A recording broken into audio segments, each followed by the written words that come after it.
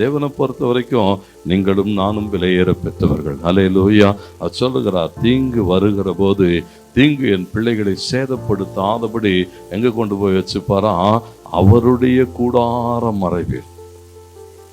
தேவனுடைய பிரசன்னம் நிரம்பி இருக்கிற இடத்துல ஆண்டவர் தம்முடைய பிள்ளைகளை கொண்டு போய் என்ன செய்வாரா? மறைத்து வைத்து, ஒழித்து வைத்து ஆண்டவருக்கு மகிமுண்டாண்டு பாதுகாத்து வருகிற தேவன். பாதுகாக்கிறது மாத்திரம் அல்ல, சங்கீதக்காரன் ரொம்ப அழகா சொல்லுவாரு, கர்த்தர் நம்மை ஒழிச்சு வைக்கிறார், மறைத்து வைக்கிறார், அப்படியே விட்டுட்டு போயிட மாட்டார்.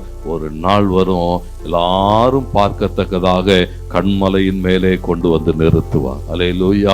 அது வரைக்கும் ஒழிச்சு வச்சிருந்தாரு, அது வரைக்கும் மறைச்சு வச்சிருந்தாரு, உள்ள வச்சு என்ன செய்வாராம்? நம்மை உருவாக்கி ஒரு நாள் வருகிற போது கர்த்தர் என்ன செய்வாராம்? கொண்டு வந்து கண்மலையின்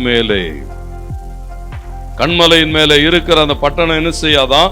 மறைந்திருக்காது என்று எழுதப்பட்டிருக்க. தேவன் அப்படி வெளியரங்கமாய் நம்மை உயர்த்துவாரு. நான் ஒவ்வொரு நாளும் நம்மோடு கூட இருந்து நம்மை நிலைநிறுத்துகிற தேவன். சங்கீதம் 46:5 சொல்லுகிறது, தேவன் அதன் நடுவில் இருக்கிறார், அது அசையாது. பாருங்க, ஆண்டவர் அதன் நடுவிலே இருக்கிறார், அது அசையாது.